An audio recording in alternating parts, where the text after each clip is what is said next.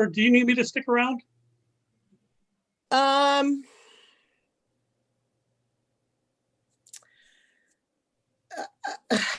I kind of do.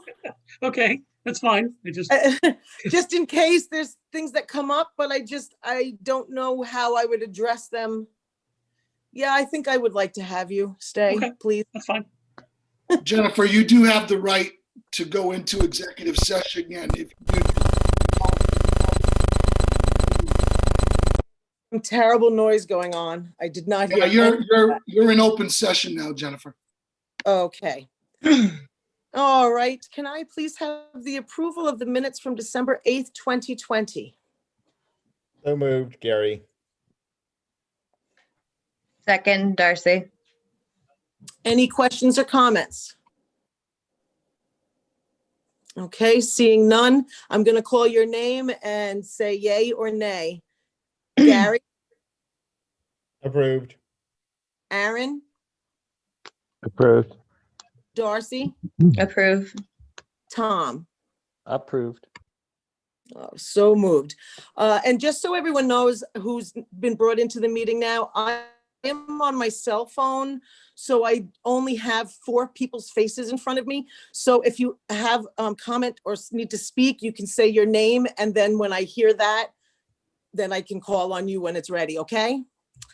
Next is public comment. I have a public comment that I need to read. Mark, do you have anything? No, Jennifer, I checked with Selena late this afternoon, and I believe the only thing we've received so far is the letter that you have. Okay. And that's it. All right, thank you. All right, I have a letter dated January 11th, 2020. Dear Trenton School Committee, in light of the recent recommendations by a small group of Trenton residents, we, the teachers and staff of Trenton Elementary School, signed below, would like to thank you for supporting our honorable work and the students who benefit from it. Our charge is preparing students for effective citizenship in the world community, a complex task, to be sure, and one that requires a vast range of skills. Because of support from you, our principal, Mike Zabore, and the AOS 91 administration, we are succeeding in meeting the needs of our students in numerous ways. We, the teachers and staff of Trenton Elementary School, support being part of the AOS. The relationship helps us grow as professionals through the many opportunities to collaborate, grow as learners ourselves, and work with experts in education. As professionals, we feel supported by the AOS through the many professional development experiences provided to us each year. Special ed teachers are supported through the directors and staff in the special service office. Professionals contracted services are provided to our students that increase their success. These are often limited or non-existent in other districts. The AOS provides us with the grant money that enables Trenton students to participate in programs outside of school. Our students also receive new supplies, learning materials through grant funding received by the district. By sharing the cost of programs, curriculum, and educational experiences, such as the floating classroom for the middle school and MDI biological laboratory scientific research for 4th grades, Trenton Elementary School students have similar experiences as other students that attend MDI high school. In this way, TES students begin high school on equal footing with other AOS 91 students. Also, as a result of being part of the AOS collaboration of schools, we are able to provide a range of experiences for our students here at Trenton that we would not be able to participate were we on our own. Our students experience STEM challenges, make music together, learn teamwork and social skills through sports competitions. Our students build relationships with students of neighboring towns through sports, music, and academics. Working with well-known authors and illustrators through Island Readers and Writers, collecting data in our local lakes, and working with scientists all provide experience beyond our doors that bring our students together when they attend high school. Additionally, teachers in this district are able to reach out to families and offer resources at the first sign of academic or social struggle. To some of these resources, other districts simply do not have access. We as teachers understand the significance of this, but the general public may not because Trenton residents are accustomed to our sound practices. Many of our teachers, however, have worked in surrounding communities. There is a stark contrast between our district's offerings and these other communities. Many teachers are drawn to work in our district for that very reason. It is possible that if TES were to disband from the AOS, Trenton teachers would seek opportunities to work within the AOS district. Especially in times of unrest, it is abundantly clear that education is the answer to everything. Thank you for your wisdom in acknowledging that. Please accept our appreciation. Sincerely, Cynthia Lambert, Lacey Schlag, Kristen Braun, Snow Ross, Katie Saranek, Joshua Morse, Mackenzie Cowles, Autumn Demain, Connie Barnes, Mia Callahan, Vicki Young, Marissa Boucher, Sarah Clifford, Susan Whitby, Linda Dunn, Nancy Eddy, Paul Kirkwalk, Alex Johnson, Roy Murdoch, Story Cross, Rachel Beckwith, Megan Baldridge, Vivian Phillips, Catherine Dow, Ann Rohde, Nicole Zirin, Mary DeConing, Stephanie Roguski, Margaret Burnett, Althea Turner, Diane Clark, and Suzanne Bracy.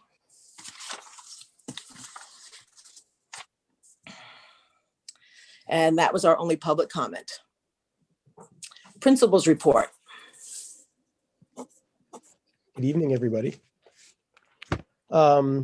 So I shared the document a couple of days ago, and there's a couple of things that I wanted to highlight. Number one was enrollment. As you can see at the bottom, we have some new students. Two of them are returning. They were with us last year. And one is, and then there's two in fourth grade, one that's a virtual student who's returning and one in person.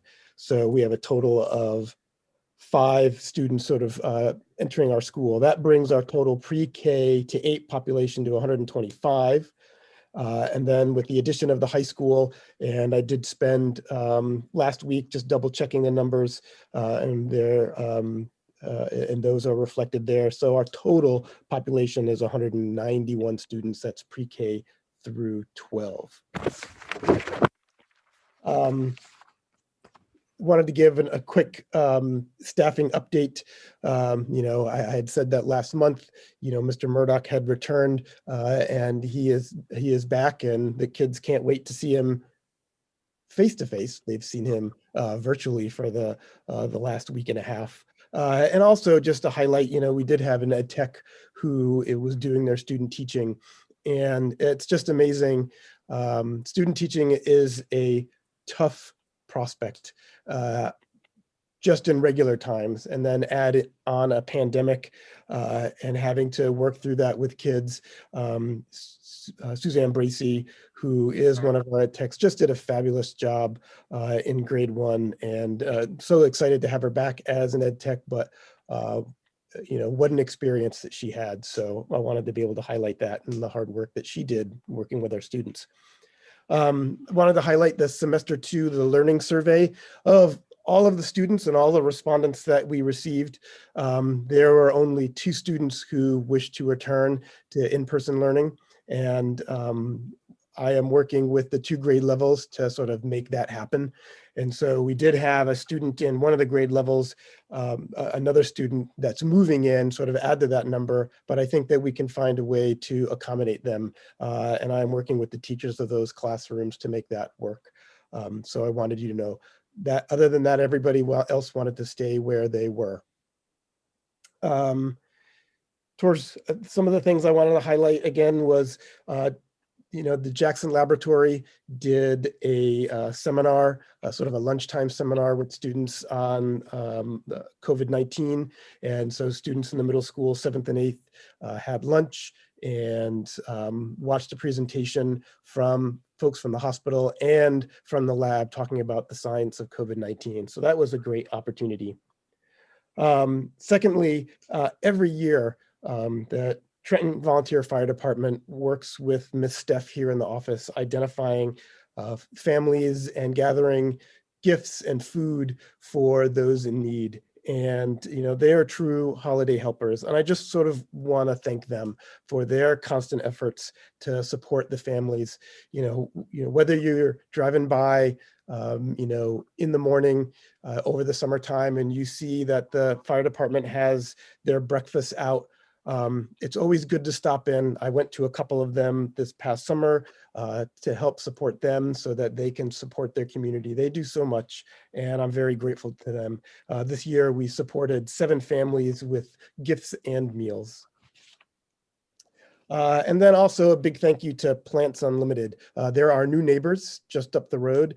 And as I wrote, that they provided plants for our promotion ceremony, and they give us a discount on our flowers on the front and do the planting free when they do that. And so they have just been, wonderful partners. And then they provided those flowers that you saw in the pictures for one for each teacher as a part of a holiday thank you. So second, I want to talk a little bit about sports. And you saw that we do have 2 basketball coaches. So if we are to return and continue with what we were planning on in terms of providing skill sessions within our middle school pods for basketball for both boys and girls, that if we come back to school, then we will start that. Our 2 coaches are Paul Kerwach and Tony McKim. Really helped us out and is going to do the girls. So I'm very grateful for that. And there's information for those parents. I know that Coach Johnson has been in contact with them, and on the athletics page of the school website, there's information about what the expectations are for basketball if we are to return. I wanted to highlight some student recognition and staff recognition. Start with students. It actually goes to 2 classes, especially over the holiday months of December. Grade 3 and 4. Grade 4 has done amazing with the community cupboard. We got clothes that were donated through the guidance counselors within the district. And once those were all washed, the 4th grade folded them, organized them, and then put them in the community cupboard for people to come and get hats, mittens, gloves, shirts, whatever they needed throughout the break. And they have been doing a variety of things along with the food out of our Wolfpack cupboard. Also, grade 3 has been working really hard. They've done a number of things, whether it's around Veterans Day, all the holidays for folks down at Birch Bay Village. And over the holidays, they did cotton wreaths for residents, and then they were delivered down there. So our students are thinking more broadly than themselves, and that's something that we want to make sure that they are doing. And those 2 classes sort of stand out this past month. For staff recognition, I highlighted Nurse Crystal. She has been a tremendous asset to me and to staff as we have planned and worked through our protocols for dealing with COVID-19 in school, with being able to, people being open to going to her, asking questions, and working with the return to school team on finding the best procedures and protocols to follow. She's been awesome. And she's also a big part of the AOS nurses meetings when we talk specifically about changes that we might hear from the state and how we implement them here at school. So I just want to give a shout out. We are very lucky that I've used CRF funds to support her to be here on a more full-time basis than what her normal 20 hours is. I don't know what I would have done without her expertise. For food service, I just wanted to highlight during the remote period when we sort of stood that up, we are currently supporting 10 families and 14 children through the breakfast and lunch program with that. The other thing for facilities and transportation, just wanted you to know that back before COVID, when the heater broke in the cafeteria and we were going to replace that, that was kind of put on hold. But guess what? It's in and it's working. And so thank you for that. And I also wanted to share information about the water usage. If you recall, we put in a meter to see how our water, how much water we're using. The reason we did that, because back last year, there was some information in the paper and then we were notified by the state of PFAS particles that were in our water. At this point, we are below the EPA for that, but we contacted New Orleans Water Treatment, who works with us, and to best sort of figure out what the needs are. If the school board chooses to filter our water, we needed to know what our usage is. And we have those numbers, and sharing that with New Orleans Water Treatment. And so by next month, I should have a sense from them to give you some options of what we might want to do. So we'll be looking forward to that. And then finally, I wanted to highlight just the transition to remote learning. Every school in the district created plans in October to be ready. Those plans were open to the public and on the website and ready to go. We did some little tweaking once we learned that we were going to have to go to remote, and everything from schedules to technology was ready to go by Wednesday. Parents were here on Tuesday in just a half a day, and I had set aside time to be able to deliver things to families if need be, but everybody came within the 12:30 to 6:30 timeframe to pick up what they needed for their children, both the learning bags and technology. And so, that was just sort of an awesome lift to be ready to have school on Wednesday. So I appreciate everybody helping with that. So, and that's my principal's report.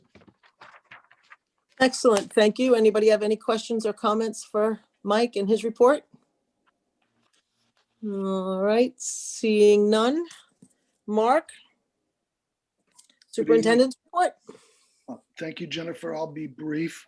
I think probably the question on everybody's mind is the remote status that we're in. And I will be providing an update for parents and staff by tomorrow afternoon. I think I'd like to just take a second to let everybody know the decision-making process we use on when we consider any closings or related information. By statute, opening or closing schools for weather-related events, or in the case of COVID right now, that rests with the superintendent of schools. But I would never be so presumptuous to think that that type of authority or power you'd want to overstep. So the process we've used from day one is always a consult model. I work with several entities just for the public's information. I meet weekly with the Hancock County superintendents. We're a very tight group in terms of information, and we, although we recognize differences in our communities and districts, we try to hold hands together in terms of decisions that we make. I meet weekly with the district nurses. Their part, and the administrative team is with me when we do that. And I meet at a minimum weekly with the administrative team, and oftentimes more in the time of COVID. In addition, I've been able to have consult and recommendations from MDI Hospital and the Down East COVID-19 Task Force, which represents a number of people. Can I interrupt you 1 second, Mark? Sure. Rachel Noble is trying to get in and she's not being let in. Sorry about that. Josh, Michael, if you could text Josh and let Josh know. So if anybody's trying to get in, Michael, that Josh there we go. I think she's in. Okay. So in short, the task force is also a group that represents a business community, public safety, the national park, the hospital, the lab, and those people meet weekly as well. So the recent shift to remote was really at the urging of the hospital and other entities, and I'm pleased to report that I believe we were able to mitigate significant community spread as a result of that action. We're looking at data and information daily, and again, by tomorrow afternoon, I'll be making a decision as to where we go following Martin Luther King Day. I'm encouraged by information and data I'm looking at, so I'll provide that update. I would like to thank parents for their patience and community members for their patience and support. This is also an opportunity for me to give a shout out to everybody doing the right thing, wearing masks. This is really hard times for all of us. I recognize that, for families and parents, and you know, the finish line is in sight. It really is. But we cannot let our guard down. The vaccination piece will be key. But even after the vaccination, according to the experts, we're going to be doing these things for a long time, and should be. And I'm talking about physical distancing, masking. So we're not out of the woods. And we if we want our schools open, which I know we do, for in-person instruction, we haven't been closed, but if we want them open for in-person instruction, we really need to work hard as communities to continue to do those right things. So I want to thank our students. I want to thank our teachers and staff for all the hard work they're doing. And I'm just so proud. The other piece is, right in the middle of COVID and everything else going on, we're still working hard at the budget. That season is there. As you all know, you know, you can see Nancy here turning. She's managing her 11 budgets plus COVID relief funds, and I know Michael will give us an update on that as well. But we are in the throes of it, and we'll be talking about budget tonight. And I think this is an opportunity for us to do some informational sessions in the weeks and months to follow. You know, working with Michael and Nancy and others, the board, you know, put together some FAQs, some informational sessions. And, you know, there's a lot of information I think we should get out there in terms of questions, answers to questions people have. But the budget's a very complex piece. And as I've always said, the budget's it's a process. It's not an event. And it's a series of things. And there's really a lot of pieces that go into it. I know you all know that, but now more than ever, I think looking at every penny and where we're providing our resources, in addition to the things we've learned from COVID, this is an opportunity to work with the public, and I look forward to that. Thank you, Jennifer, and I'm pleased to take any questions you might have. All right, anybody have any questions or comments on Mark's report? All right, I just have to go through all the screens, sorry. All right, I don't see anybody raising their hand. Thank you, Mark. Appreciate that. Okay, the next is the School Evaluation Audit Committee recommendation. I believe the chair for that committee is here. Let me just find her. Okay, there you are. Hi, Sue. Floor is yours. Can you hear me, Jennifer? Who is I that can- talking? That That was Susan Star. Oh, okay. I didn't Yeah. have it on you. I had it on Sue Sargent. no, she is definitely going to do that. But I wanted to let you know there are a couple of people that have been waiting to get into the meeting, and I don't know why they're not being let in. Mary and Okay. John Whetstone have asked to come in. Are they on the committee? No, they're not on Are the they- committee. They're part of the public. Okay, they can go into the YouTube portion. This portion that we let you in is because we're going to have dialogue. I see. Anybody, Okay, they they didn't can get go on to the information. Okay.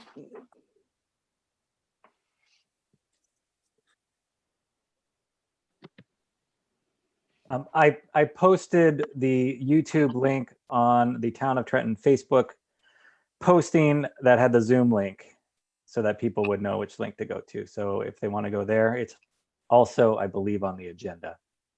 Okay. Yes, it is. Yeah. Thank you.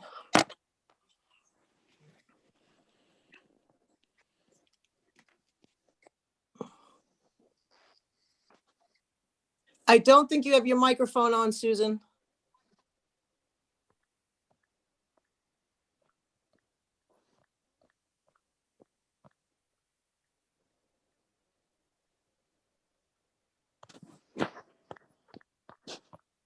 Oh, maybe I hear you now. No, not hearing you.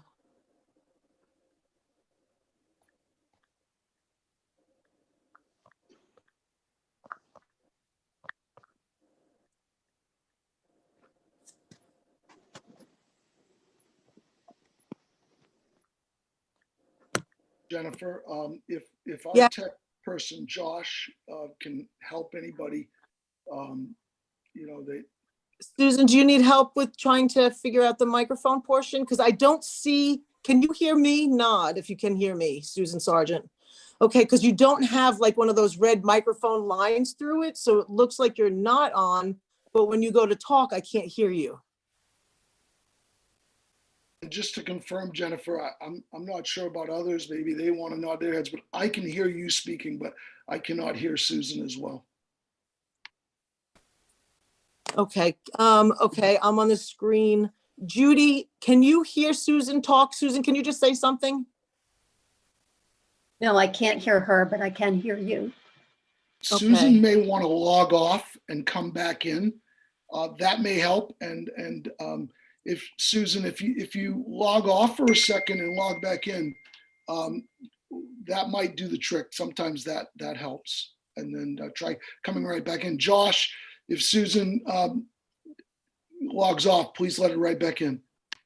Yeah, and we may have to look at what the microphone is set to. Josh, is there anything else that you can share that might be helpful?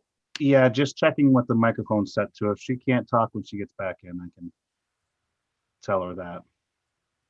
I don't have her number. Michael, I don't know if you do, but if we need to text Susan, we can certainly do that to assist too. I have her phone number. She could always call in and then maybe just be on my phone. Jennifer, well, I'm looking ahead. I just wanted to wait, but it looks like we've got two other meaty issues. So I don't know if skipping ahead will work.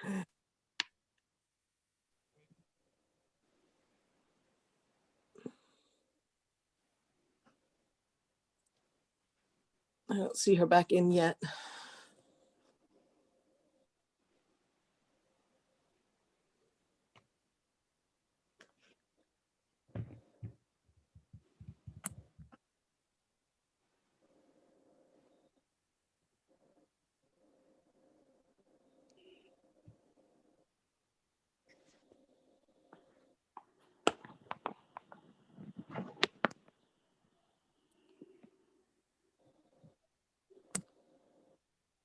I'm really chomping at the bit to do the budget.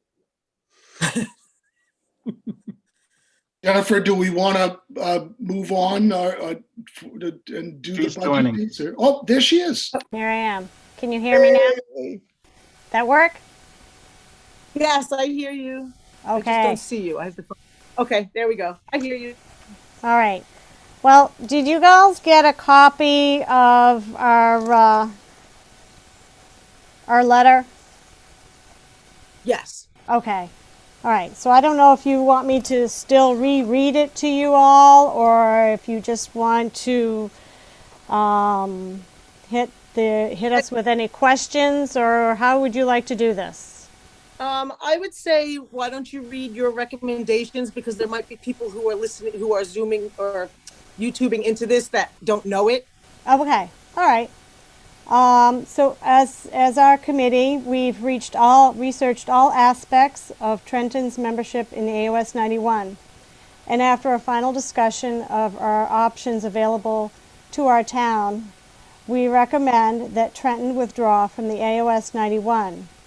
This will not be an easy task, but we believe it is the right step for Trenton. Particularly, it is an opportunity for Trenton School Board to determine the best avenue to success for our students within an education budget that is affordable to our citizens and which will most directly benefit each student. We firmly believe that with careful and deliberate planning, Trenton school children will neither lack opportunity nor suffer any inadequate education by withdrawing. Parents can be assured that school choice will be retained. By taking these steps, Trenton will avoid being part of the eventual plan to change AOS 91 to an RSU. The Trenton School Board is fully capable of guiding our town to an adequate status. Remaining within the fold of the AOS 91 will undoubtedly require greater funding year after year. We must recognize the fiscal direction the school district has taken over recent years and be forewarned with the establishments of a centralized middle school and changing demographics between island and mainland towns will exacerbate that rising trend. The school board should determine if the Trenton Elementary School is to withdraw from AOS 91, to stand alone as a municipal school unit, or as a union of towns. The SEOC recommends the following. Legal advice be sought for the following. Assist in the withdrawal from AOS 91 and from all related contracts and agreements, including the interlocal agreement and the Special Education Reserve Fund. Provide guidance in preparing a letter to the Commissioner of Education announcing the intent to withdraw. We recommend that the school board take steps, with advice of an attorney if necessary, to withhold participation in contract negotiations between the Trenton School Board and AOS 91 School Committee and teacher unions. Withdrawal defends the Trenton School Board against micromanagement by Superintendent Gauss. The SEOC would have benefited by working with school board members. However, that interaction was discouraged by the superintendent. The SEOC intends to seek an in-depth discussion with the school superintendent serving Lemoyne and Hancock to assist in decision-making beyond withdrawal from the AOS 91. We request that the Trenton School Board prepare a letter expressing a vote of no confidence with regards to Dr. Mark Gauss, Superintendent AOS 91. Dr. Gauss has not been honest and forthright with Trenton. He has overstated the monetary value of extracurricular activities in discussing Trenton's school budget when the town desired to cut school spending. He has required several requests for information before finally responding. At any challenge by Trenton, Dr. Gauss threatens legal action as a first response. Most recently, when challenged regarding Trenton's share of the Special Education Reserve Fund, he immediately sought legal advice. It is the SEOC's belief that the agreement is faulty. It details how each member town is to pay and pay and pay into a fund, but fails to provide any means to withdraw from membership or retrieve the town's owed funds. Its public forums over the past 3 years, Superintendent Gauss has participated in acts that undermined public opinion and set a divisive course within the town. In numerous news articles, he has expressed opinions which cast negative impressions against Trenton and dispersions of many of its residents. It is our opinion that Trenton is seen as a source of funding to fulfill the superintendent's desired organizational growth, and not as an equal member among other AOS towns. We hope to see any future need to increase education budget in Trenton to be used to support and encourage our students in a manner that our school board considers necessary and sensible. The Trenton School Board is only one among many members of AOS 91 School Committee, a situation that renders it nearly mute in important decisions to increase staffing and benefits for our central office. Withdrawal from the AOS 91 places control of our school budget, curriculum, and all meaningful decisions back into the hands of our school board and our citizens.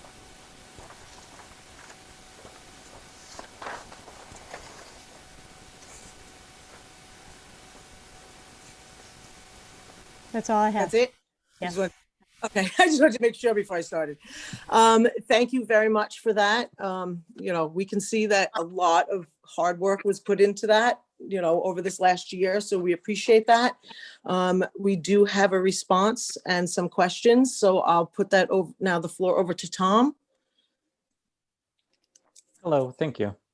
You're welcome. So I've a couple of questions that came up from your letter that we received on December 30th. So with regards to withdrawal, can you clarify what you mean by particularly it is an opportunity for Trenton School Board to determine the best avenue to success for our students within an education budget that is affordable to our citizens and which most directly benefit each student? How is this different than what is currently done?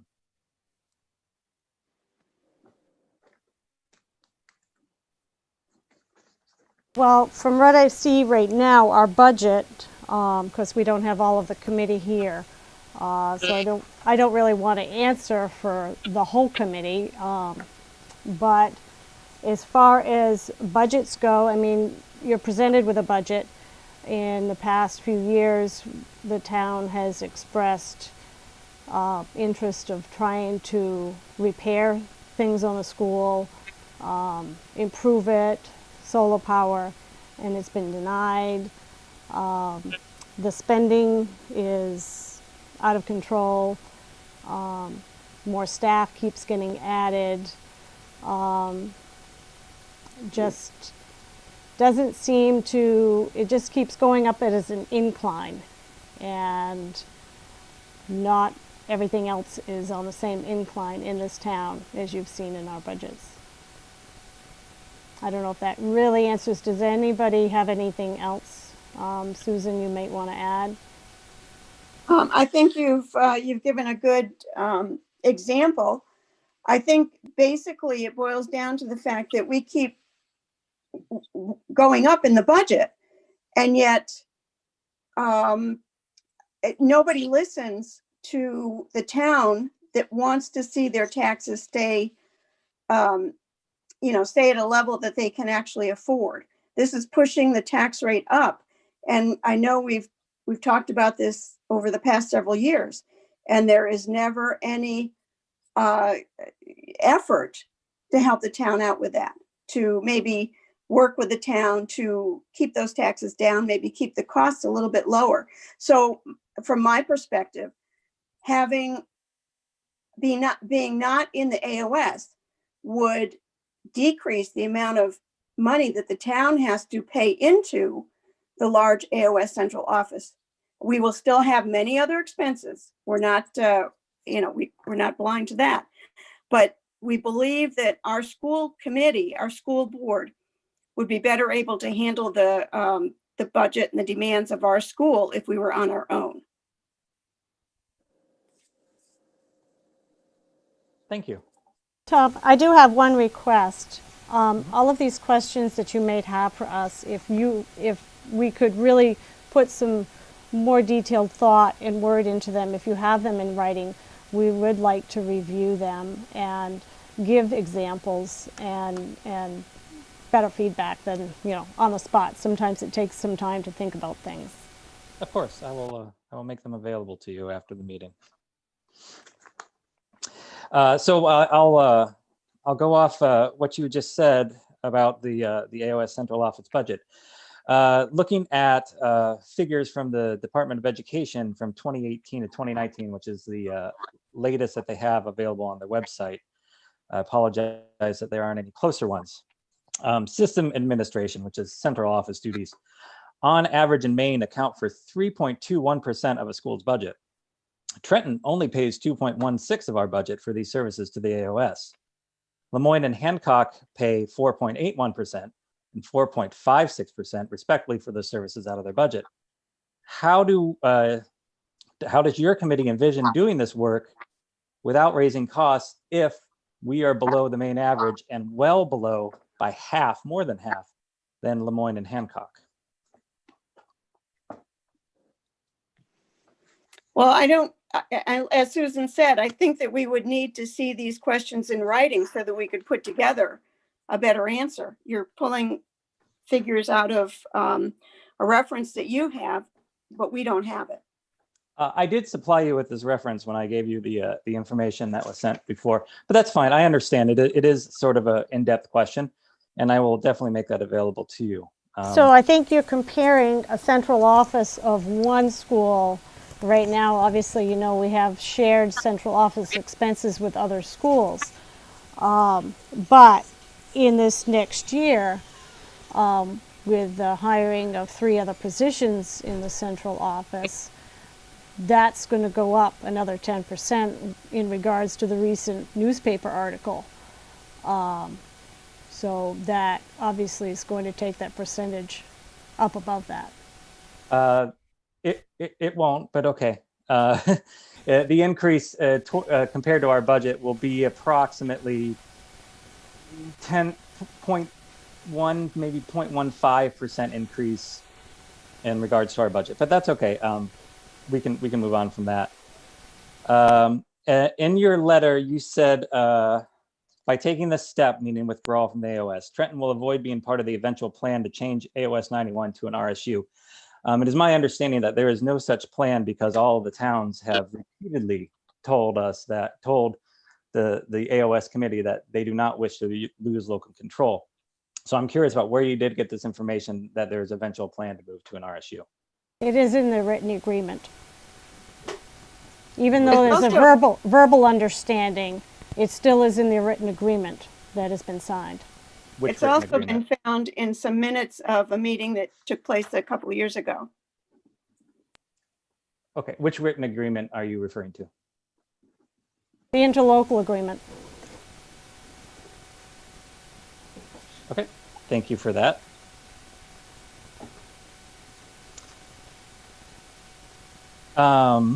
Can you clarify what you mean by we must recognize the fiscal direction of the school district has taken over the recent years and be forewarned that the establishment of a centralized middle school and changing demographics between island and mainland towns will exacerbate the rising trend? Which demographic changes are going to exacerbate this trend? And what are you referring to specifically in the fiscal direction? Is it health insurance, teacher salaries, central office staff? What trends are you referring to with that statement? Well, it's from a study that actually the AOS 91 had done on the growth of the town and where it's going to be going. We took that and we studied what you did, the committee or the organization that did the study for the growth for Trenton, all the towns on the island, and what towns were going to see the biggest growth. And I think it was Trenton, Tremont, and Lemoyne because of affordable housing. Now with that also brings in more people, more students, increases your schools. The study also showed that the number of students on the island schools was going to be going down. So with that, that obviously puts your tuition costs up. Your contribution to the AOS would increase. And thus, because of the central office, the formula that's used. the formula that's used also, yep, along with the tuition costs because of the number of students, and that if you just use that rationale and that our towns are going to continue to grow, it's just to plan ahead, looking ahead. You always have these projections at least 5 years out, and that's kind of like what that plan had. And so we use that in conjunction for where we are now and where we could be. So when you say tuition costs, you refer to tuition to the high schools? Well, tuition cost is going to increase if your numbers increase in your elementary or your high school by an increase of the number of students. It's going to be more. Okay. Yeah.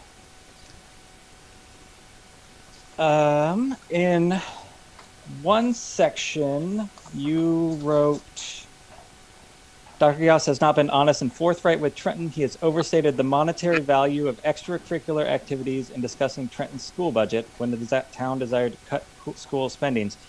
How specifically did Dr. Gauss overstate the monetary value of extracurricular activities? Because I'm unaware of that.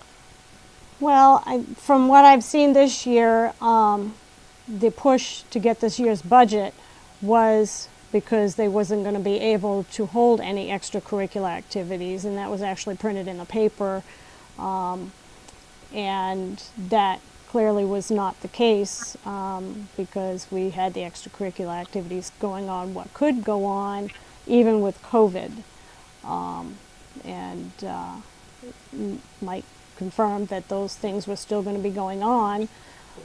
So saying that in the paper that if this budget didn't get approved, then things were going to be cut, and that clearly was not true. Okay.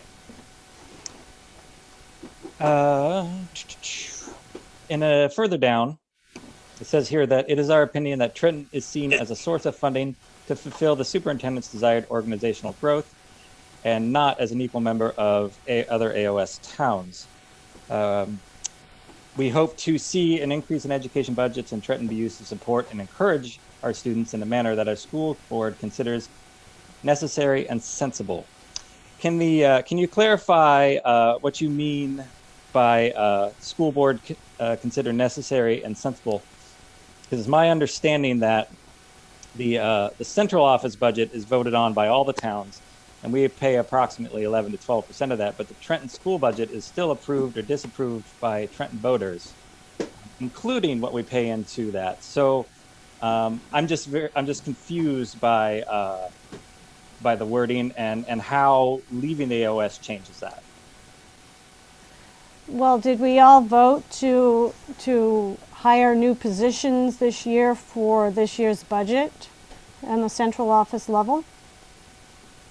Because obviously those positions By approving were the hired. budget, which includes our portion of the central office, then yes. But they weren't in the central office when the budget was approved, but they've been added on. Okay, I'm not following the logic.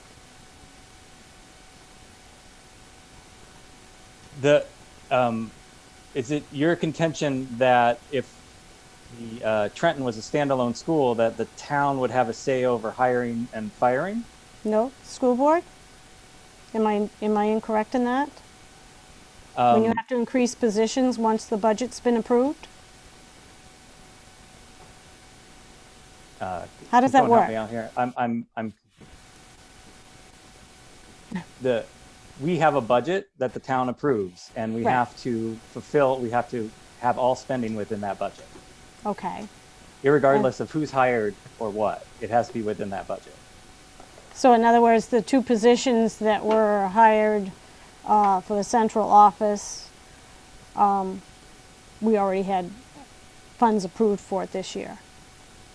That is my understanding, yes. Oh, okay. No extra funds have been added. Okay. Can I question that? Can you hear me?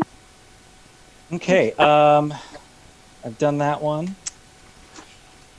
Hold on one if- second. I think Susan Starr has a question. Oh, sorry. Hold on, Tom. I think what Susan has a question, but you're kind of muffled. Okay, is this any better? My question is about Yes, perfect.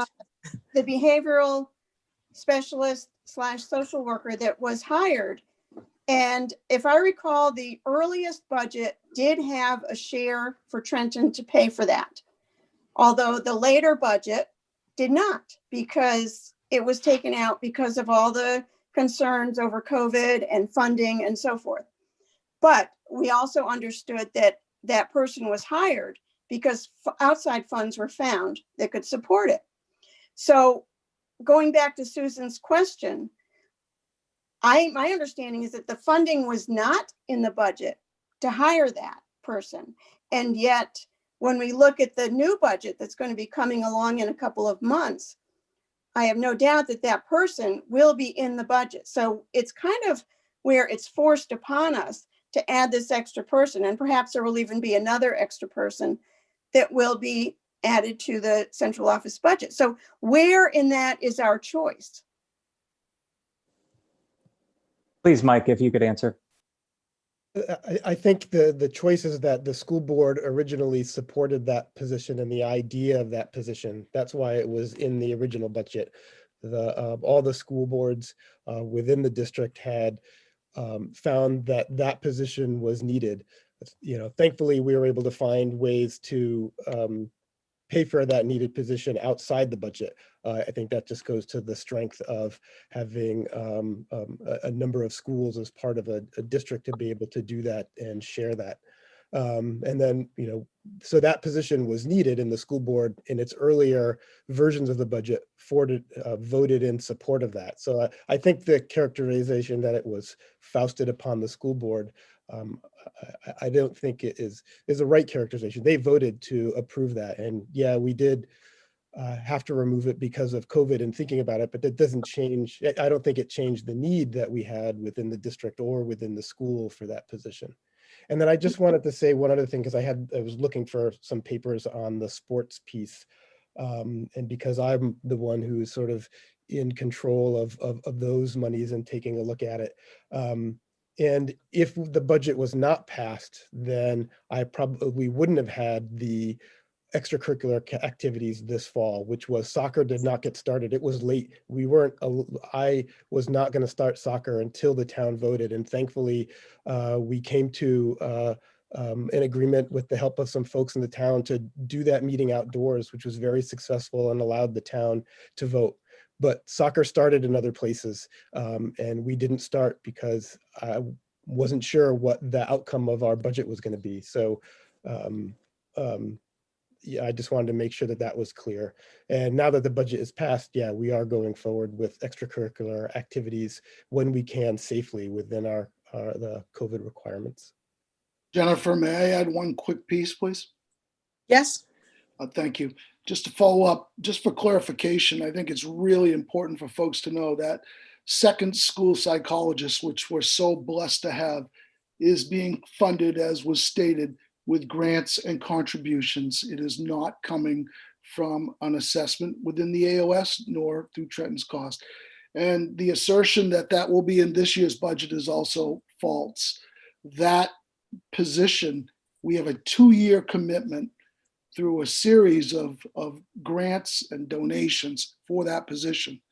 And I heard mention of 3 new positions. I think it's really important for us to get clarification, because unless there's a budget that I'm not aware of, that's not information that is included. So I think it's really important to get clarification so we can continue to be transparent and provide the information. But for clarification, that is not a position within the AOS budget. We have to, like Michael in the local budget within the AOS, we cannot expend or overexpend our budget, number one. Number two, we cannot release or use funds without board approval. And I think that's important to make sure that the public knows. Thank you. Thank you. All right, I believe I just have one other question. You've kind of crossed over in a few of my other questions with your answers. So, but my last question is, since 2018, special education costs have increased from $517,536 to $1,057,444, or an increase of 104% for Trenton. Can you give specific examples about how leaving the AOS will significantly reduce this federally mandated expense, which is by and large the largest increase to our budget in the last 3 years? Well, I can agree with you right there. There's nothing you can. I mean, that's a fluctuating thing. That's something that's mandated. So that's going to come up and down from year to year, even half the year. There's nothing that can be done about that. That doesn't seem to be the issue. Without taking some time to look into that, I can't give you an exact opinion answer, but I would like to take that time. I do want to backtrack and answer the question about the positions for the central office, and I believe they were transportation and maintenance service positions that were added. So, but as far as the special education, Tom, that's just a given. It's what we have to do. But that is not the biggest issue with our budget. I know if you remember looking at the report, discussion of salaries or insurances, the secondary insurance for of spouses or whatever, was the recommendation for reducing that percentage. That could be a cost-saving measure. But as far as special education, there's no changing that. You can't cut that. what's needed to what's needed. What they have for an IEP is what has to be provided. Well, thank you for your answers. I would like to ask if any other board members have any questions, please ask them now. I can see you all, so if you wave your hand, I can. No, hearing none. Okay. Well, I move to table our response to the SEOC report so that we can get the questions to them in writing and receive answers, and so that we can also put together something for ourselves in a formal response.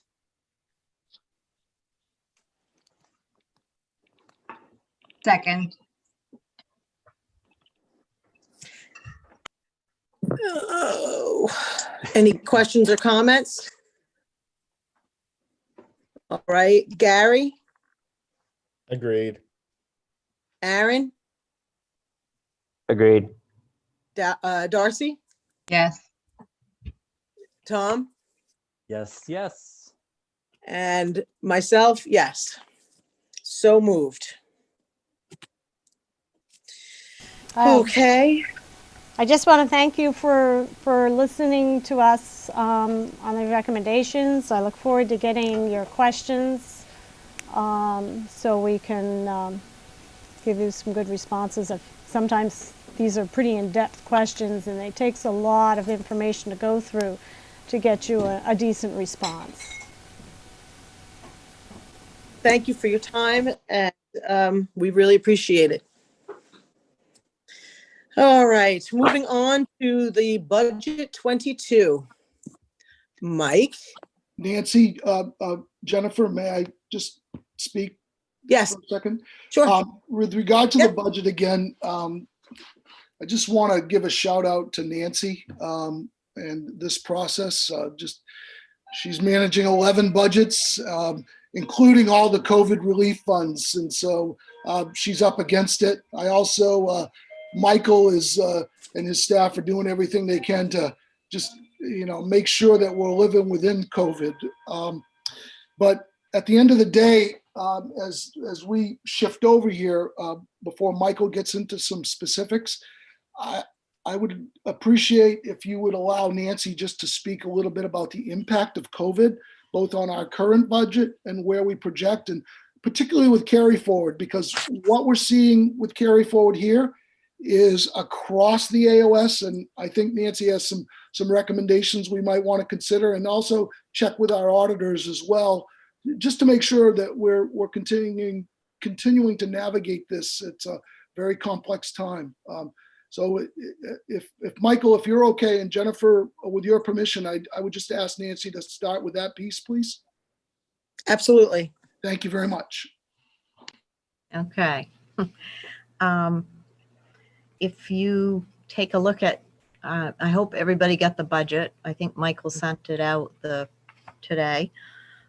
When we were working through, we are finding that because of COVID, and obviously we weren't able to do certain projects, or there were certain costs that did not amount to what we thought it would be last year. So our carryovers are higher going into this year. And obviously this year is impacted somewhat also. We are, if you look at the last column, you'll see the carryover that we were recommending at this point. This is obviously this is a first look. It's a start on the budget, and there will be tweaks and adjustments that will be made to it as we go along. Like Mark said, it is a process.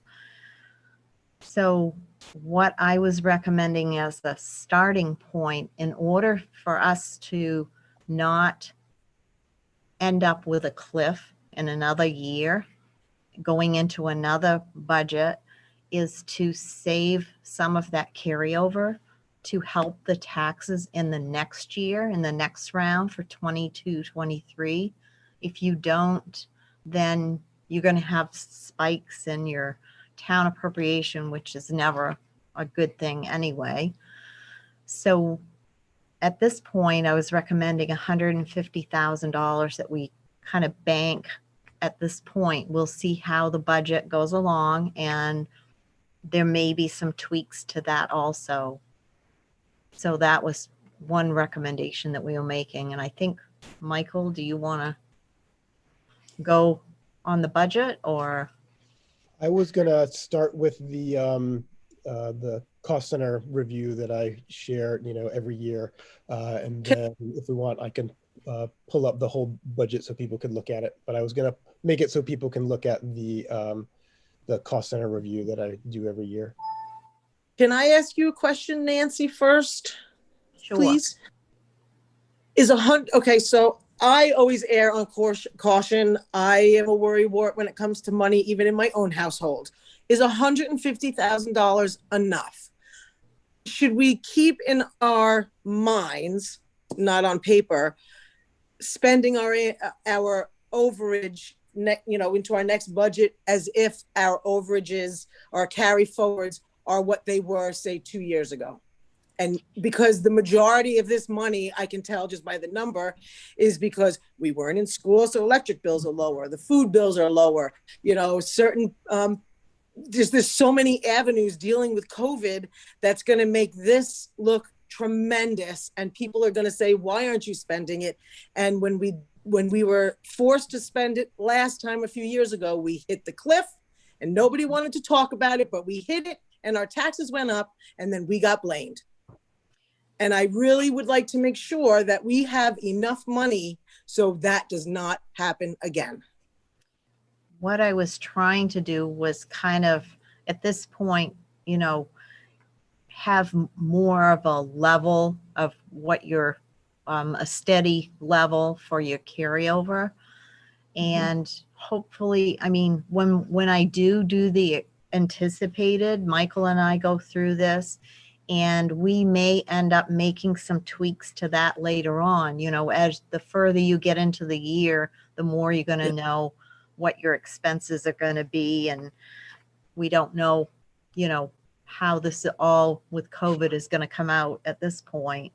So there obviously probably will be some tweaks, but at this point, that's what I was trying to do. And that's something, we can discuss further. And as we go along the process to see if we need to tighten up on that, we can. Yeah. Okay, just curious.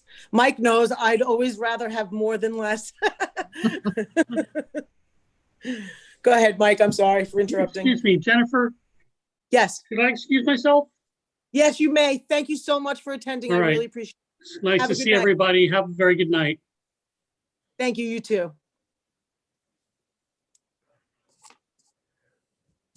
All right, so this is my second time doing a sharing with Zoom. I think I still see people, so but I may need someone if they have a question as we're going through. Someone may just have to let me know. So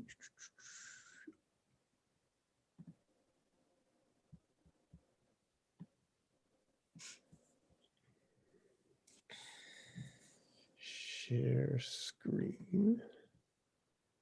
And I think I want that. All right. Does everybody see sort of the Google? Oops, I clicked. No, it was there. That's because I clicked where I wasn't supposed to. Get that out of the way.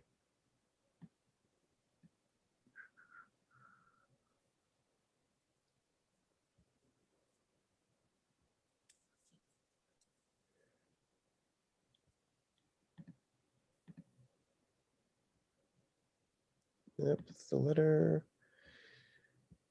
I think I may have accidentally clicked out of my. No, that's not it.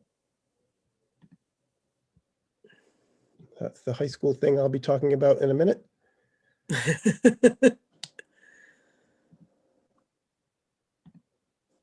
All right, give me a second. I'm going to go back into my Google Drive and just say, I think I clicked out of it accidentally.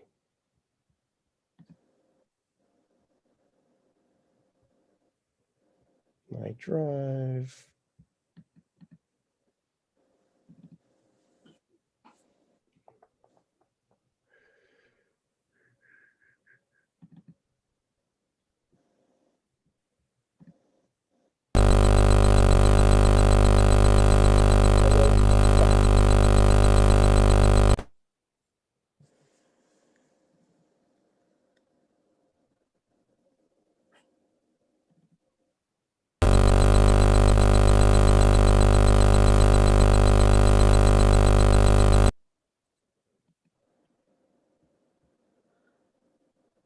Anyone else getting that huge loud feedback sound? Okay. There it is.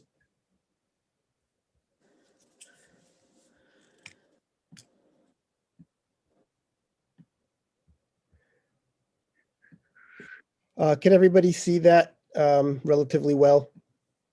Yep. Do I make it larger? Okay. So I will reiterate sorry about that.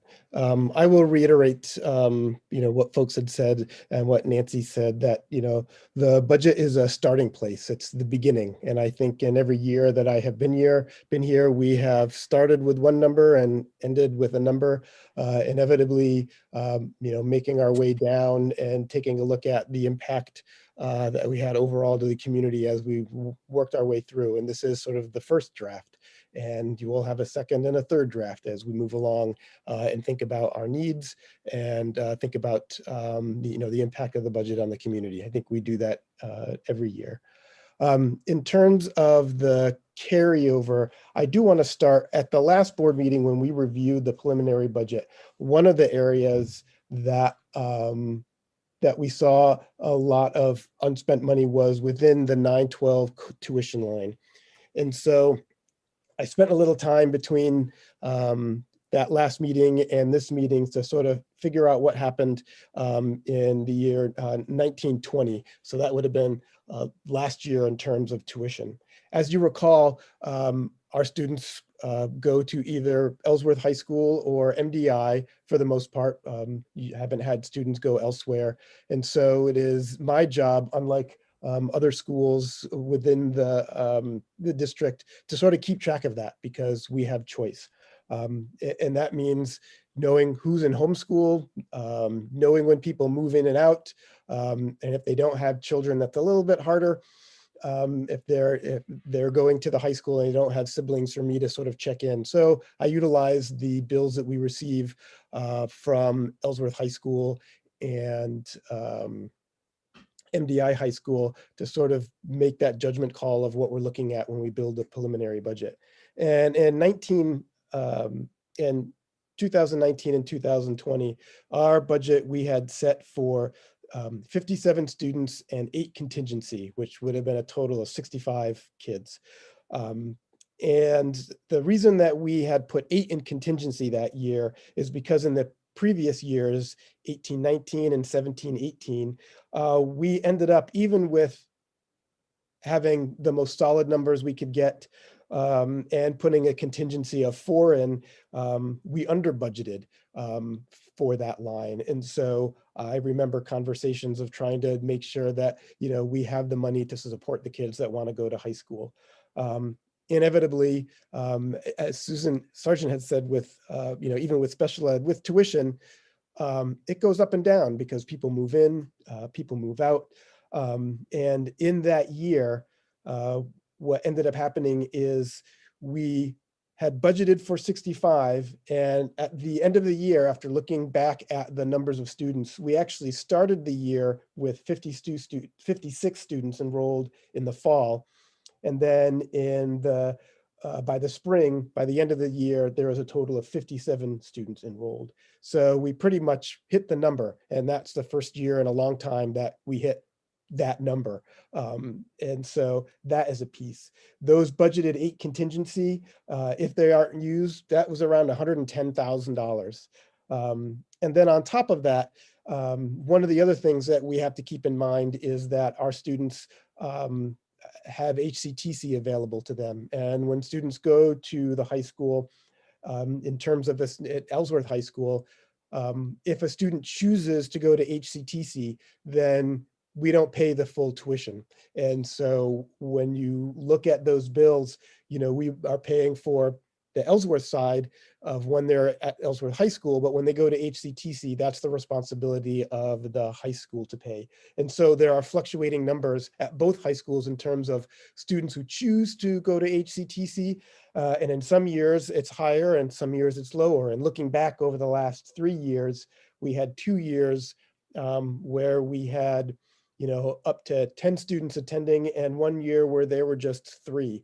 So that number is sort of hard to gauge as you go back and forth. And so when, we had 6 HCTC students that year, 19 and 20, we're savings around $30,000 because they're not full-time high school students. So when we looked at that 162,000 in some of that money, when we looked at the preliminary budget, or when we were looking at what carryover might look at, that was the biggest piece. And I really wanted to hunt to figure out where that was coming from. And that's where it came from. And that's sort of what happened. As we look forward into this year, we put down for 57 with a contingency of 6. We right now actually have 64 students at the high school, and there are 6 that are HCTC students. So again, there's numbers that we're looking at, and some people might leave HCTC, and then we're paying more. So looking forward in terms of what we will see when I get to the budget for high school this year, I have confirmed with both high schools. I've taken a look at their current bills and spoke to their guidance departments. And right now we are currently at 66. And then I'll talk about what I put in the budget for a contingency for moving forward.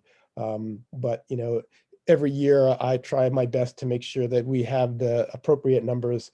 I have a document for any students that are in superintendent's agreements from other towns, or who I know that we have as homeschoolers that might enter, and use those documents to build what our tuition line is going to be. So I just wanted to sort of step back first, because I had told the board that I was going to review that, see where that came from, and I'll share my table with everybody after the meeting, just so you can take a look at that. Are there any questions on the tuition? All right, so let's move forward into the budget. Right at the top, I'd like to put in, what we will see at the end. So begin with the end in mind. Our increase of town appropriations in this budget, without any additional items, and I'll talk about some of those at the end, is 3.14. Budget to budget increase is 3.54, with an increase of $36.85 per 100,000. Carryover, as Nancy shared, you can see our anticipated and what we are proposing to sort of put in the budget going forward, holding out that $150,000 as we work and build our budget through this process. I think that seems prudent because, as Nancy had shared, as we take a look at our anticipated expenses, those can go in either direction, up or down, and they help influence what that final budget is going to be.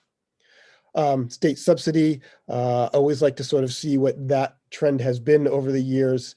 We no longer see the 82,000 that we received back in 2016, 2017. The state has considerably increased their state subsidy. Part of that aligns with the increase in special ed needs that we have had over the years. Last year, we put in 400,000 as anticipation for the 2021 budget. This year, we are going to do the same. I know that the governor put in her proposed budget, and that there are some increases to education there. But again, trying to be conservative, because those are decisions that will be made through the legislative process. We want to be thoughtful and not overestimate what we get. And so I think it's prudent to make sure that we sort of try to be as conservative as possible. I'll jump into regular education K-8. We always budget for the 10% increase for Blue Cross Blue Shield, and that is 82% of the standard 1,000 plan. The year will see an increase in the tuition line at $10,000, covering the K-8 span. In salaries and benefits, there are some increases and decreases within the benefits part. And when you look at the main budget line to line, there are some places where we're saving some money in our Blue Cross and Blue Shield with some folks based on plan changes and what have you. And of course, this is a negotiation year. So that negotiated agreement number, the 48,000, that's sort of what we're holding on to in terms of thinking about what the overall increases will be in salaries and benefits as we move forward. So overall, there's an increase in K-8 regular education of 72,000. Now, regular education 912, here's our secondary, where we have tuition for MDI and Ellsworth. So our projection is 66 students, and you can see the breakdown across the board. I was, taking a look at our enrollment from our preliminary budget, and we're on a steady increase across the board. So whether that is within our enrollment figures for our elementary school, also enrollment for high school, we're on that uptick. And part of that is something that we learned from the study that Susan had talked about, earlier on, that, we're one of the communities, along with Tremont, that will be seeing increases in our enrollment as we move along. So you can see, what the approximate tuition may be. The total increase for next year is $41,000. Special education K-12, a decrease of $20,000. I put in there, and where that is coming from, part of that is savings in ed techs. We had hired a special education teacher to cover some needs within our school that I thought would be much more efficient and a better move for those kids, as well as for overall in our school. And so we're having some savings within our ed tech line because of that, and not needing to rehire a position. If you remember in our last budget, I did take an ed tech out after a person had passed away. Some of the other savings came from other professional services, and taking a look at how Kids Piece is billing, and some of the work that's going on with the student that attends one of our schools on the islands, that there was some savings that was going on with that school in providing services for kids. So we're saving some money. And then I just wanted to sort of lay out, so what our out of district placement is, $144,000, and what we're paying for services for a student to attend MDES and the interpreter services, and what those are costing. But overall, there's a decrease in that line this year. And secondary education 912, that is flat this year. We are maintaining, what we have, and then, anticipating moving forward, there is no one that we need to plan for sort of increasing that number. I spoke with Nancy, and like I said, as we prepare our budget in terms of, it's a process, and taking a look at what the needs are at the high school, there might be some potential savings in that line as we move along and think about what our needs are now and where we might be able to support those needs, and looking at other places in our budget. In co-curricular and other instruction, there was a decrease of around $8,000. That is savings on salaries. Some of our coaches, as we are looking forward, aren't as experienced, so they're lower down on the scale when you look at them, which is a good thing. We want more people to come on and be sort of interested in coaching our youth. So I see that as a positive, not only monetarily, but also in folks interacting with our school. Summer school, as you know, over the last 2 years, we've been able to support that through grant funding through the state. We are a school-wide Title I school, and so I did put the $10,000 that has not been in the budget I put it in there. I will be reaching out to the state within the next couple of weeks and what they have available for us. So that might come out. Again, going back to this is a process, and we'll be looking for ways throughout this process to shape our budget. Health services, I just put in the standard increase for the 20 hours for our school nurse here in this line. You will see at the bottom that I am requesting that we add additional hours for the school nurse moving forward, and you'll see that at the bottom of the budget.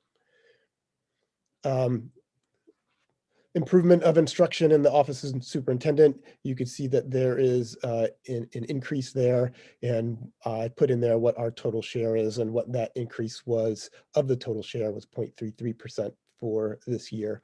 And then I didn't get a chance to put in the percent of the budget, but I know Tom talked about that earlier. As we were going along, I was like, oh, I didn't type in that number, but he got it. But I will add that. I will add it to this document. Library, that will be funded flat. Technology, you will see an increase of $5,000. That has to do with site licenses, which are shared across all the schools. Technology has been a huge piece within the budget, especially during COVID.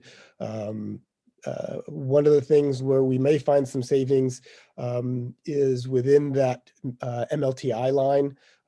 There is a new RFP that will be going out, and we will be working with the state. We did use CRF funds to purchase new computers and new iPads for our students throughout the school, especially those when you look at MLTI. So we won't, first teachers, and we won't necessarily be needing to provide them with laptops. So we have kept that line flat for the last couple of years as anticipating what might happen at the state. And so that's a place where we might see some changes, but I'm not changing the amount on the lease line just because we're unsure of what it will look like when it comes to MLTI in future years. But we tried to use our CRF funds to support purchases of technology. So we wouldn't have to within the budget. We'll see how that goes. Office of the principal, again, you won't see any increase in the salary lines. Part of that is encompassed in that 48,000 for negotiated agreements, and that's sort of spread out, but there's no real other increases when you take a look at the budget line by line. Student transportation, there's an increase of $6,000. This is the last year of our contract with SEER. The last amount that we pay is $333. Last year it was $150,000. If you recall, when we did the bid for them 5 years ago, when we looked at the numbers, that first year was pretty high. And I think that was a year that we had some struggles within our budget, especially around some special ed costs and needs. And Mark was able to negotiate some changes to make sure that we were not getting a big hit that first year and to spread things out a little bit. And I think that has helped in terms of the budget for student transportation. So I appreciate Mark's work and working with SEER so that we wouldn't have that huge impact that first year when we started that budget. We had some savings in fuel costs, so that kind of offsets the increase when you see it at $6,000. Operations and maintenance, those increases will be around salaries and adjustments for oil and contracted services. We've had some more needs in terms of contracted services around ventilation, airflow, and some repairs around the boilers. As they age, it's better to have people coming in regularly to maintain them to ensure that they're running as efficiently as possible.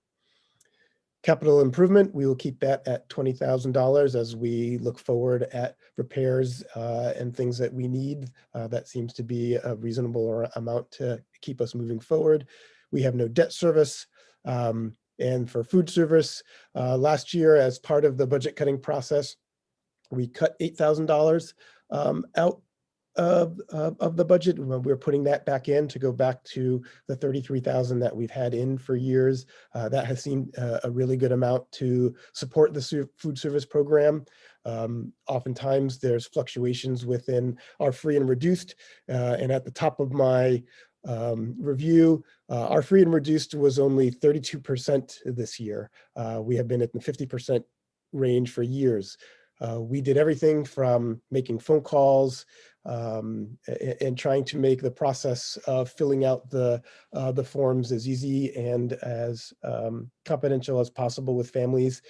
We did have a lot of folks who moved. As you recall, when we started this year, there were a lot of movement in terms of COVID because of changes in jobs within families, folks going strictly to homeschool, and trying to, keep their families safe. And so, we lost some students in that area. So that's why that number was down for this year. So going back to where we were funded before, I think will be helpful.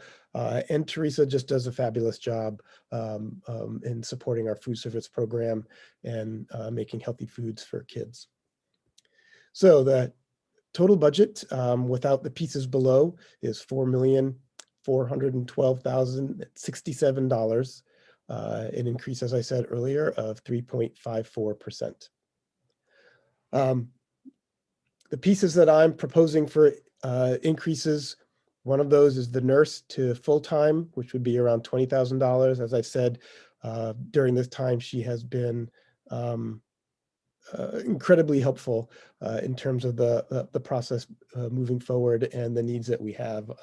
And I don't see that decreasing at any time. The other piece is we have 40% to add back to our technology person. Right now, our technology person is 60%.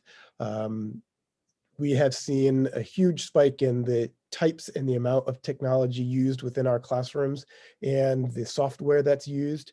And to have a person full-time to support and implement that software so that it is used at its optimal, I think is really important, especially now. So that number's in there.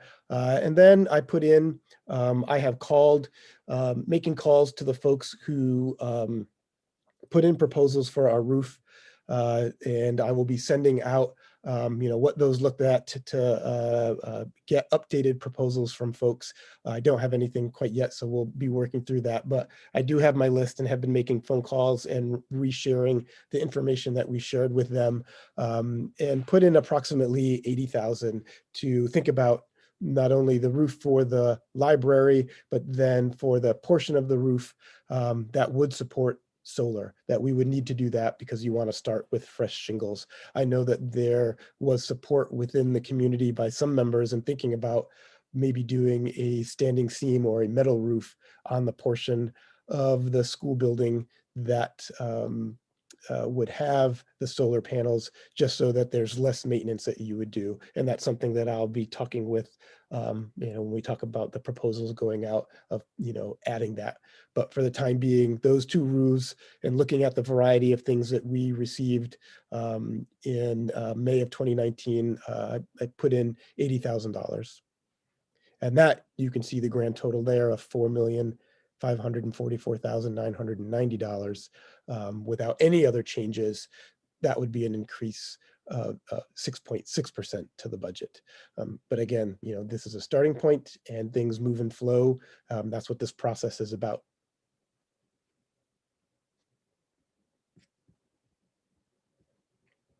So I will stop my share and entertain any questions. Jennifer? Jennifer's still with us? Yes. Jennifer, just a quick piece, if I may. Oh, you're still muted, Jennifer.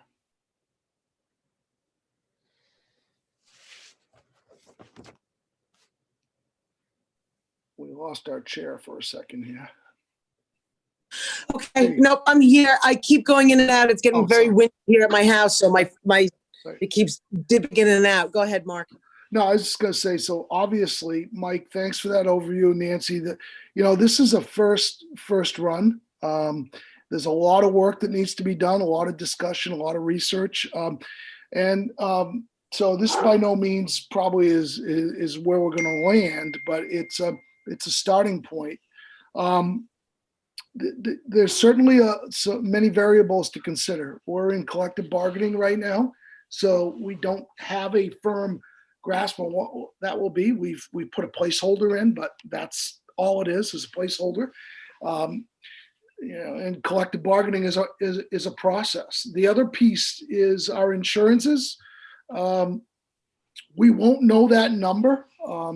We've always been very conservative because we can't go over. So we normally will go with a 10%, and we really reached far, Nancy and I and Michael, and put in the 8%. So that's a factor too, but it may come in lower, so we can adjust accordingly.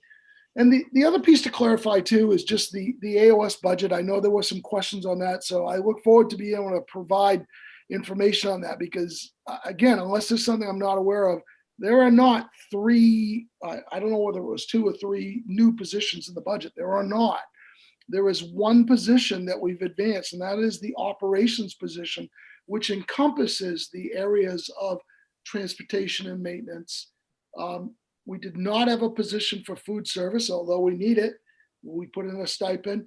And the other thing that may have been referenced, although I'm not sure, was increased hours to an existing position to do summer work. And that's Jill Cohen in the Office of Teaching and Learning, around data and supporting instruction. So the only new position that I'm aware of that has been advanced in the FY22 AOS budget is that piece.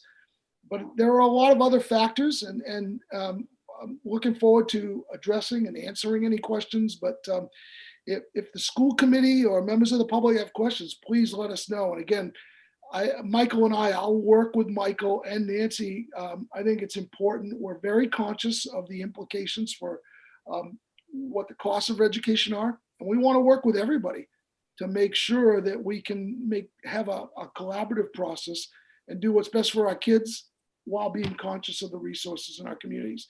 I would say, Jennifer, just as an observation, budgets are very complex, but schools are a piece. And when we consider municipalities, there's always an ebb and flow. And I think there are opportunities for the town of Trenton to look at where they're positioned and how we can address those pieces. The citizens of Trenton have an outstanding school, the kids and the staff.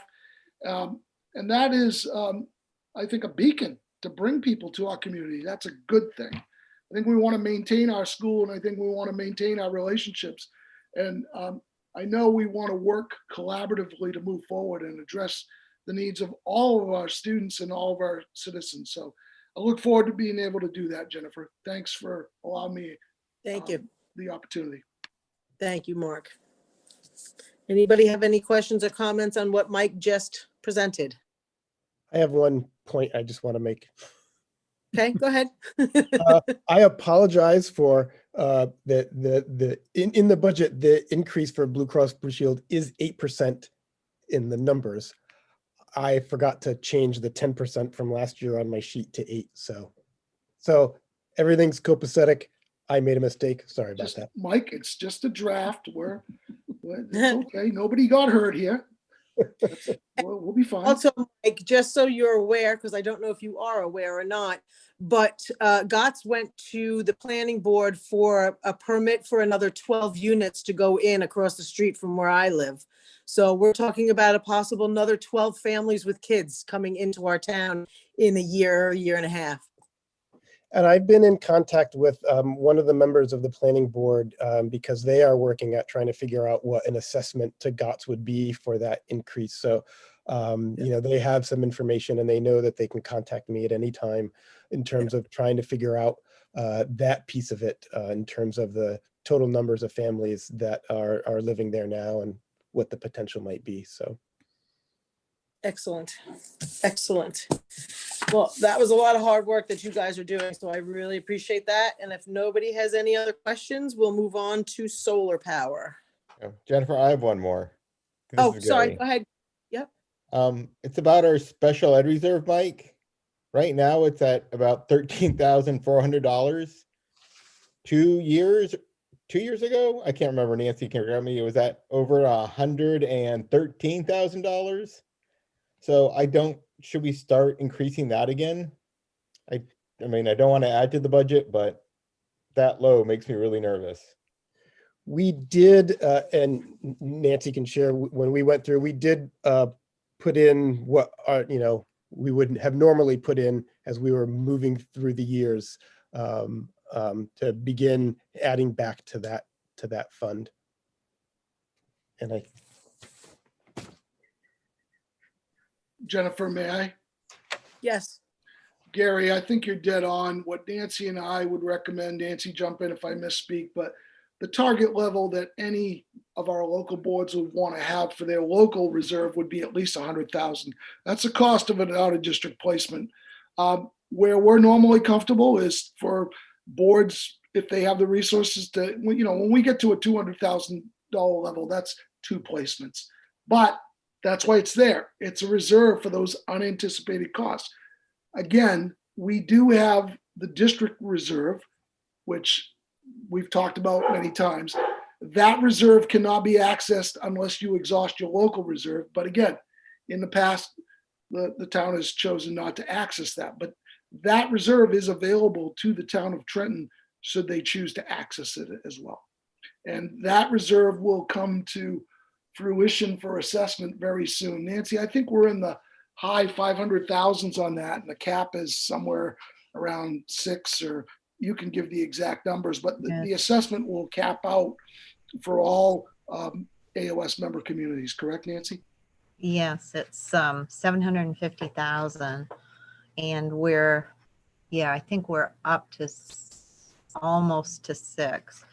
So, and we did, like Mike said, we talked about this and added 10,000 in your budget, the body of the budget under special ed. We added 10,000 beyond what goes into the AOS reserve each year for this year. I know it's a small amount, but at this point we didn't want to add any more than that because of, being fiscally responsible in other ways.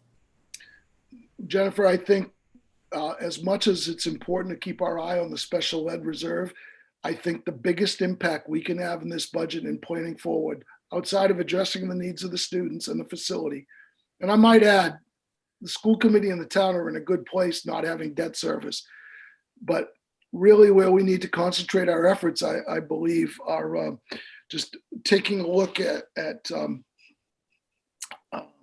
well, outside of the focus that we're having on wellness, the cost of salaries and insurances, collective bargaining aside, is we're still going to look at how we can maintain efficiencies. And I think it's working together is how we're going to get there. And that doesn't need to limit us. When I say working together with schools, I really think there's an opportunity moving forward for schools and communities across the AOS. That's where there can be some savings and efficiencies. And I would just close by saying I would welcome the opportunity to work with the planning board. We have our enrollment study, but I can tell you from my previous position, it's not healthy when we're not working with the town or the planning board, because we get hit with surprises. And we built a brand new middle school in Westbrook in the mid 2000s. Beautiful, $34 million middle school. Outstanding. Within 5 years, because of growth, unanticipated growth, we were looking at adding on a wing. And I don't think anybody wants to be in that position. So I think we just need to be paying close attention to the growth and the potential for growth, because that report did indicate that Trenton will grow. And the school is not over capacity right now, but Michael, correct me if I'm wrong, there's not a lot of extra space there, and we need to be paying attention to that, as well as the infrastructure. So I think the biggest piece too, and I'll close with this, is how we navigate the carry forward is going to be crucial to the impact of all of our communities, not just Trenton. This carry forward can be a blessing and a curse. And it'll be a curse if we don't navigate it judiciously. And again, I'm saying this across the AOS because Nancy, correct me if I'm wrong. This is a conversation we're having with every board in how we navigate it. And we can either do this, or this. And I think we want to be really careful with that. We've seen that from experience. I would just hope we can work together to navigate that and have less of an impact on our community over time and avoid spikes. Thank you. Thank you. Anybody else? All right. Solar power. Mike, you want to take that? I guess that's me. I would like to sort of table that to the next meeting. I haven't had an opportunity to speak with Mike Gilmartin to take a look at what the options are out there. He was sort of the driving force behind that in terms of at that point utilizing I think it was Sundog Solar in terms of that piece. So I would like to sort of have an opportunity to touch base with him in terms of what we would be looking at in terms of, whether that's going out to another company, doing an RFP in terms of doing that. I guess the bigger question for the board would be, if that's something you want me to make sure that you want me to spend some time, looking at. Yeah, definitely. I mean, I know you have a lot on your plate, but we definitely need to get some numbers in so we can take a Jennifer? look at it. Yes. I'm just going to give a shout out again. I don't think the issue, I agree with Michael. I don't think the issue is solar power. I want to really be clear for the public. We're all in on solar. We've been all in on solar from day one. We're doing solar in Tremont. We're doing solar at the high school. It's a good thing. It's the right thing. It's green. It's efficient. It's going to save. Nobody can dispute that. The issue is our roof. We either do the roof or we don't do the roof. And if we're going to do solar, we ought to do the roof, unless the board wants to consider another option. You can do solar without the roof. And we've said that, and there are options there. But we've worked with Sundog and other companies, and we can do that. But I think the key question is, what do the citizens want to do with the roof? If we want to do the roof, we can do the solar there. And if not, we can still do solar. And I would remind everybody that the cost of solar is not what's preventing us from moving forward. We did this high school project for $0 down, zero. And we're reaping the benefits of that already. So this can be done. That's not the issue. It's just how we fund or the question of the roof. So Mike, we can work on this, and that's a quick turnaround and I think it is appropriate to bring something back to the board for an RFP to look at solar and get something out there from companies and be competitive and bring something back through the budget process for the board to look at. So I can't state enough that at least for me, I'm 100% behind solar. I think it's the right thing to do. And we've had success with it in other schools. So we're ready to move forward. Thank you. Excellent. All right. Other business? I have none. I have nothing, Jennifer, and I'm not aware of any public comment that we've received unless there are members from the public that you want to recognize.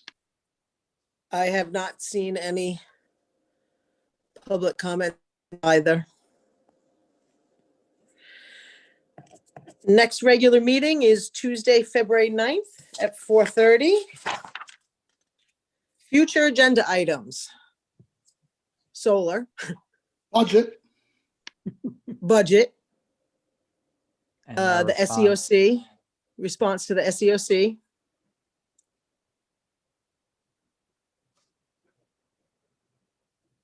And that's all I have. Jennifer, can I just make one quick piece? I don't know if this is the appropriate time, but I want to thank the school committee and others for the recognition of staff right before the holiday season. for the Trenton staff, the central office, and that was just really awesome. Thank you. People are working really hard, and that piece of recognition from you guys really meant a lot to all of us. And so, on behalf of all the staff, thank you for your support. It means a lot. Appreciate it. You're very welcome. And yes, we do support you, Mark. And that was evident with extending your contract 5 years last night. Congratulations. I'll take a motion to adjourn. I move to adjourn. Tom. Second, Aaron. Okay, all those in favor, Jen, yes, Gary, Yes. Aaron, Yes. and Darcy. Yes. Everyone have a wonderful evening.